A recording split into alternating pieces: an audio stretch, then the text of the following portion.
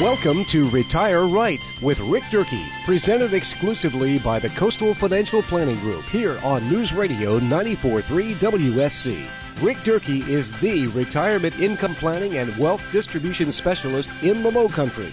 Are you ready to retire right? Here's your host this morning, Shane Griffin. Yes, good morning. Welcome in for another edition of Retire Right with Rick Durkee. I am your host, Shane Griffin. Each and every Saturday morning here at 9 o'clock, I have the privilege of sitting down with our local retirement, income planning, and wealth distribution specialist, Rick Durkee, to help you to retire right. Should be a good topic here this morning, Rick. 3 key decisions for boosting your retirement security. Found an article on cbsnews.com. Before we jump to that, a couple of reminders. First of all, if you would like to go back and listen to past programs, you can visit Rick's website, cfpgroup.biz, and do a search for the podcast page. All the shows are there, archived with their titles. You can also do the same at our website, 943wsc.com. Search for the podcast page, and you'll find Retire Right with Rick Durkee. You can go back and listen to programs you may have missed, or if Rick said something you want to hear again, they're all right there. So a wonderful opportunity for you to go back and listen to archived versions of Retire Right with Rick Durkee. Rick, do you find that when you meet with folks, they talk to you about your radio show and listening to the podcast? So what's some of the feedback been of this program? Well, I do find that whenever we do any type of event that I meet someone that says, you know, I've been listening to you for the last 3, 4, 8, 9, 11 years, and it's my time. I'm ready. Yeah. You know, I'm ready to talk about retirement and what you could do to help me, Rick, and I appreciate that. I think it's become, in today's world of get it now, get it quick information, maybe, you know, my loyal listeners of years ago that tuned in every morning at 9 a.m., had their regular schedule. I had a guy call me a couple weekends ago, and he said, Rick, I really appreciate your show. Cook the kids breakfast every Saturday morning and listen to you. And I'm very thankful for that, loyal listener. However, there's some people that just can't tune in at 9 o'clock. Right. And so now the podcasts are on demand. You're ready to learn? Type in the website, cfpgroup.biz, go to the podcasts of your choice and what topic you want to learn about, and there you go. And we'll be continuing to do that over the course of the next weeks and months and years, so continue to tune in. Typically, a program will be on the podcast the following Tuesday, so if you hear this program live here this morning and you want to listen to it again or have to leave early, check back to the website around Tuesday, and the show will be there for you to listen to once again. So the magic of podcasting, it is something that has really kind of taken off in the radio industry. So again, the topic, 3 key decisions for boosting your retirement security. In an article written by Steve Vernon in late April at cbsnews.com, retirement savings and lifetime income could increase by thousands of dollars, Rick, thanks to the new fiduciary rules released on April 6th by the U.S. Department of Labor. They require a financial advisor to place your interests first when making recommendations for investing your 401k accounts or IRA. The rules aim to reduce situations in which advisors make recommendations that compromise your financial success as a result of the manner in which they're paid. Rick, this new rule really doesn't affect you, does it? Because you were already a fiduciary before this rule was released, and I know you take this fiduciary role very seriously. It is a responsibility, Shane, and I think that over the years when it came to retirement advice, I think that a lot of the advice that was given did not take into consideration what some of the risks that face retirees are. And they were very common risks, things that we've discussed over the show for years, sequence of returns risk, longevity risk, health risks, investment risk, opportunity for investing in non-traditional methods of investing where you can use institutional managers instead of the retail broker. There's so many things that just didn't seem to get out to the general public that I felt were critical information that wasn't being shared with them. And I thought that if that information wasn't provided to people, that it was going to affect them and could be very costly to them throughout their retirement lifetime. Right. So I think a good backup here, Shane, and I like to do that every now and then, is to back up and define what critical means, critical information means, and define what sound means. Because if you are acting on behalf of your clients from a fiduciary standpoint, you will be helping them discover that they can make decisions based on learning this critical information through a process of discovery. And then also they know that they're going to make sound financial decisions in the future. So a good definition of critical is that it's must-know information. It means that you have to know it before you can make an investment decision, especially risk decisions. Sure. And you need to know this information about fees and risk and performance and sequence of returns risk and tools that can be used. You need to know all this information before you decide what products that you want to choose to put into and integrate into your retirement income plan. So critical means, again, that you have to know about this fact. It's not fiction, and that you have to know about it before you make a financial decision. Now, sound, on the other hand, means a sound investment means that two things are in place. First of all, you've discovered and know what you want or need your money to do for you. Secondly, you have identified all those critical must-know facts or parts of information about any investment so that it accomplishes what you want it to do for you. Okay? So today, as in any day that we've always talked here together on this show, we're going to learn about some critical facts that have probably caused some people some mistakes that might have been costly and allowed money to slip through the cracks throughout their retirement year. We're going to educate a person or two out there that says, I didn't know that, and I want to act on it. Right, exactly. And I want to do something to correct my plan. And there's something to be said for gaining the information and not doing anything with it. And there's something else to be said for gaining the information and then taking action. That's the key, right? That's right. That's right. You know, and procrastination oftentimes does not accomplish goals. No, it does not. At least it does for some people. Tomorrow. I gotcha. Okay. Well, there are three important decisions. Why put off today what you can do tomorrow? That's right. And nothing that coffee can't fix. There are three important decisions most people have to make regarding how to maximize financial security in retirement. And again, this is from an article at cbsnews.com. We'll take a look at these now. Rick, we'll start with a person that's in the retirement red zone, still working, and this person has a 401k. Question is, should that person roll that 401k into an IRA? Well, Shane, when you terminate or retire from your employer, you face a choice. You can keep your account invested in your former employer's plan, or you can roll your account into a financial institution's IRA. You might do better by leaving your accounts with your current employer. If it offers a low-cost index fund, for example, that aren't available to you in retail investing, well, in most circumstances, though, today, Shane, you can pick up those low-cost index funds. Vanguard has those, okay? So advisors may tell you that higher-cost funds are justified because they can earn superior investing returns.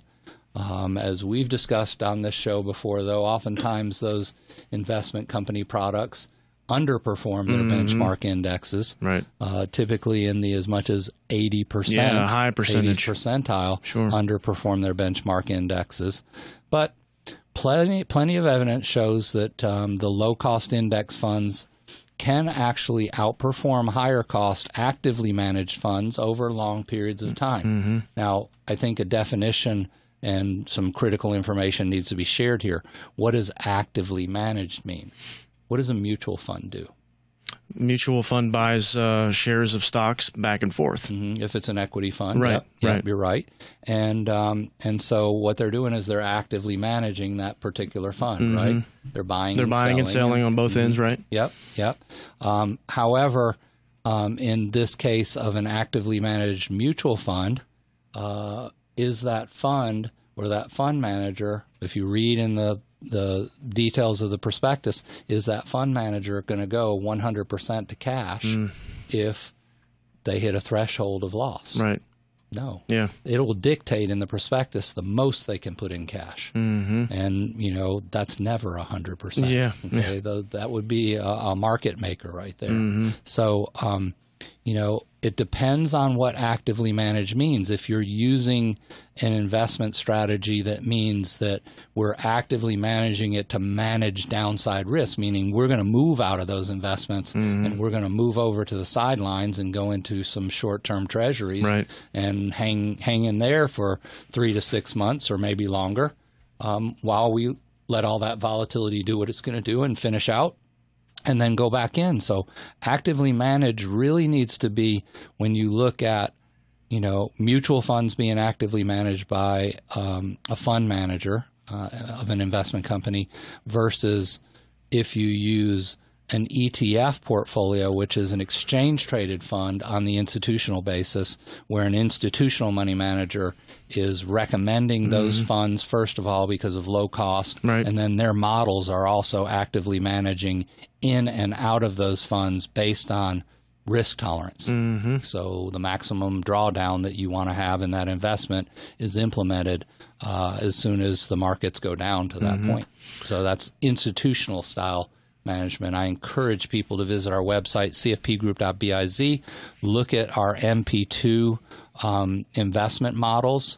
It's the megaphone platform theory. It's really based on risk, and as you take more risk, a megaphone, goes from low to wider range, and as you go into wider range, your potential for returns is higher, but your risk for drawdown is also higher. So good explanation on how that strategy works in today's market with institutional money managers making those investment calls. CFPgroup.biz, CFPgroup.biz for more information.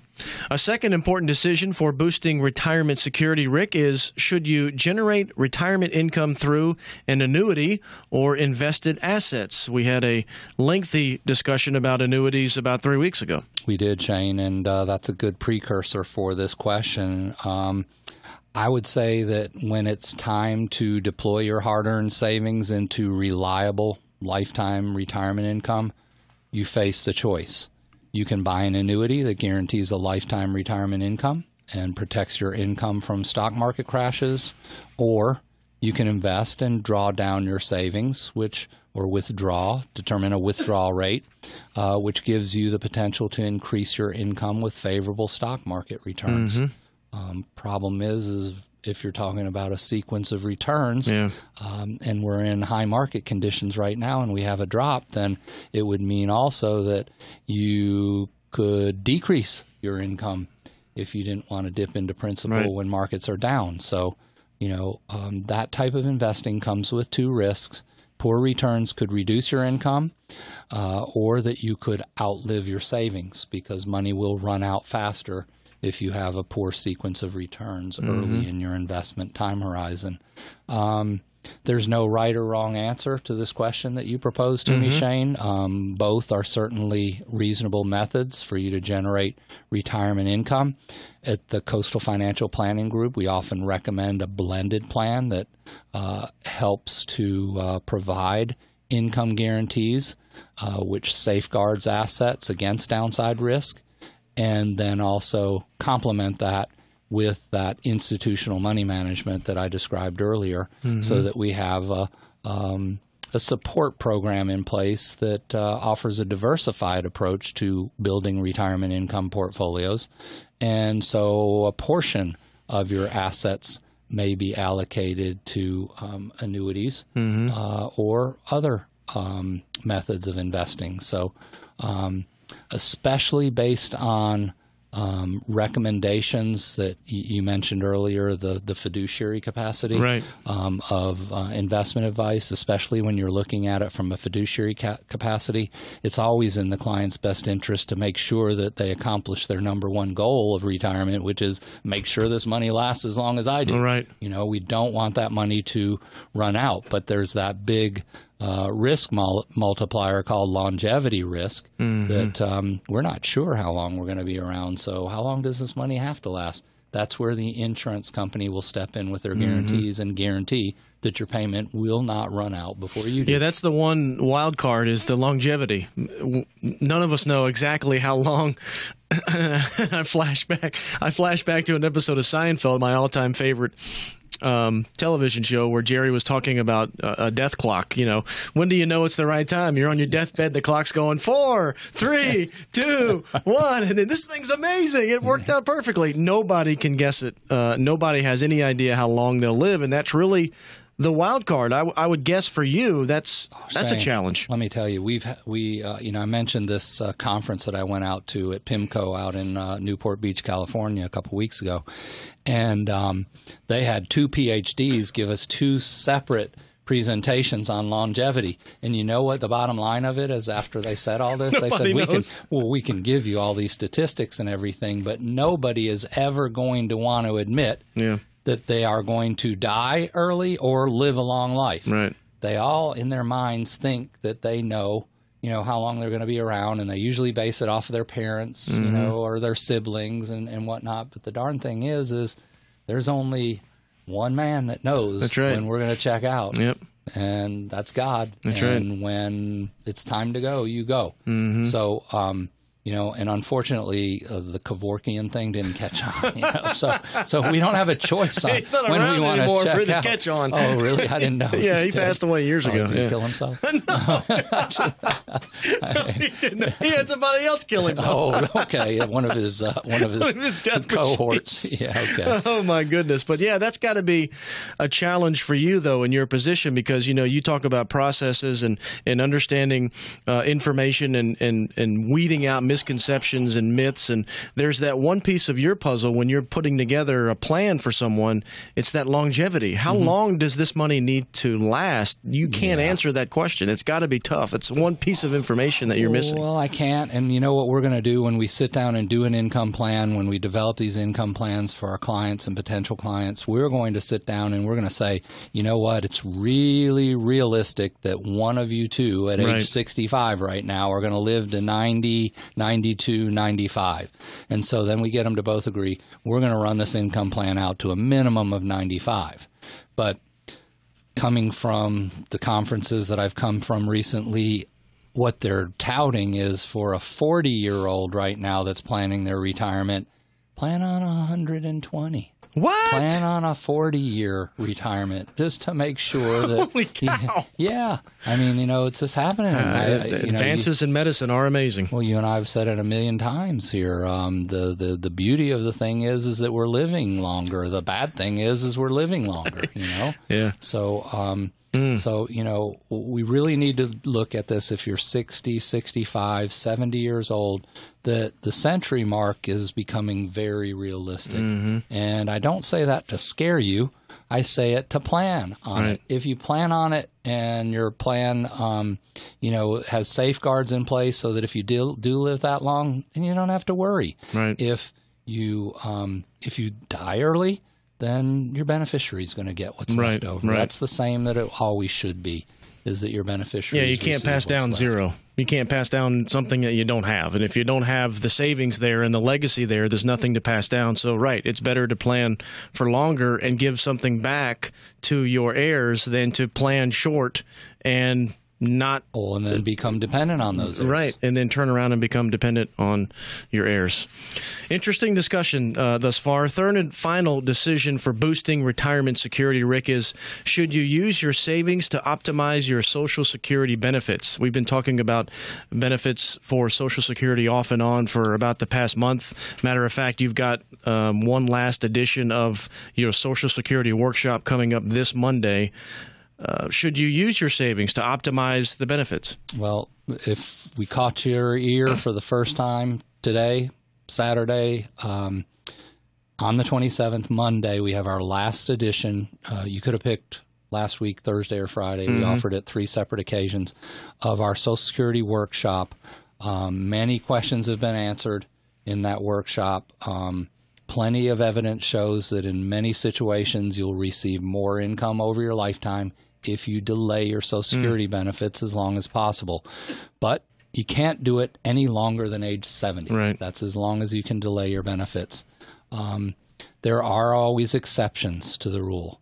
If you have poor health, if you're a single retiree, it may pay to start Social Security benefits earlier if you're single and in poor health, as I just mentioned, or if you're married but haven't been the primary wage earner. Mm-hmm. So all others listening right now, you should definitely take part in this workshop on Monday. You can call us today at 843-735-5065. We'll send out an invitation. We'll get you on the list so that you're available, to attend Monday evening. These have been very well attended workshops on Social Security planning. Social Security is an integral part of your retirement income plan. You need to learn how to maximize its benefits and minimize its taxes.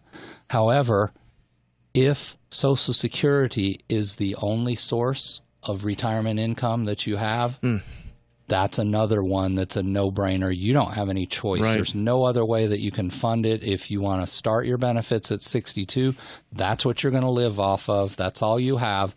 Maybe you have the equity in your home as if thank God you paid off your mortgage. You can tap into that with maybe a reverse mortgage. But for the true savvy retirement planning person that's really interested in this workshop, what they're learning about is I set aside this other money here, and what would it be like if I used that in place of Social Security and delayed my benefits? How would that affect my retirement income plan? Would I have more? Would I have less? Seeing that information, seeing those facts, running an income plan with Social Security built into it. Frank Hutto in our office, a certified financial planner, and also now just recently accredited. He's been providing this information for a long time and been in this program, but he just got accredited to be a National Social Security advisor.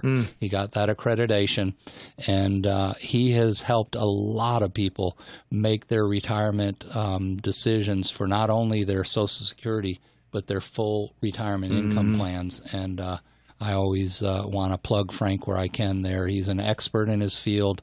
I hired him 5 years ago now to specifically focus in on retirement income plan as a certified financial planner, because you have to have that information before you make financial decisions as to what products are going to accomplish your goals for your retirement income. And I think the mentality sometimes is, I need to get that Social Security before it goes away or before it's cut some. And so I need to get that first, and then I'll go into my IRA. But you brought up a point either last week or the week before, and now you're talking about tapping into the IRA and some of those tax-deferred or tax-favored areas first, delaying the benefits. Thereby, every year that goes by, you're getting more of a return on the benefits. So that, to me, makes wonderful sense. Doesn't for everybody, though. So you got to come in for a three-step review and each find out. Each situation is definitely different. Let's walk through quickly before I let you go about that exclusive three-step review. We've talked about it before. We've walked some folks through what that looks like, but it is really a good first step and a great way to kind of get the ball rolling for someone that may be listening this morning that doesn't know what questions to ask, doesn't know who to see, has really no idea of what to do once they flip that switch. They work so hard to accumulate the wealth. Now what do I do when it comes to distribution? Three-step review is a good place to start, right? Shane, I think, again, I like to take things back, and our discussion today started with the decision of the U.S. Department of Labor to impose the best interest contracts or fiduciary standards now into the retirement planning marketplace. So in summary, our listeners should always be aware of how their advisor is paid, the potential influences on recommendations that they may have. These new rules for fiduciary standards do not go fully into effect until 2017 and 2018. But it doesn't mean to wait until then to make more informed financial decisions. So let me just run over a list of 5 questions. How long has it been since I went over the 5 questions? It's been a while. It's been a little while, but you Good time probably to have review. them memorized here. These are 5 critical questions to ask any financial salesperson. Number 1, have you adequately reviewed my personal financial situation to make sure my recommendation that you're giving to me is in my best interest? Number 2, how will your plan affect my tax return each year and what future tax issues may concern me? Number 3, will your plan affect my income and liquidity needs in the future? Number 4, how does your plan match up with my risk comfort level? And number 5, how will your plan affect the transition of my estate to my heirs? If a full 3-step review discovery process is walked through from start to finish, you know that you're getting fiduciary guidance. You know that you're making financial decisions based on critical information that's been provided to you. You know that you have a sound financial plan, and you're on the right track to retire right. There you go. It's as simple as that, right? It is. 843-735-5065, the number to call. Rick will send you a list of those 5 questions by email, rick@cfpgroup.biz, rick@cfpgroup.biz. Always good to see you, sir. We'll see you back here next Saturday at 9 o'clock. Thank you, Shane, and I'm Rick Durkee. You've been listening to Retire Right here on WSC and 94.3WSC.com. Join us again next Saturday morning at 9 for another half hour of Retire Right with Rick Durkee.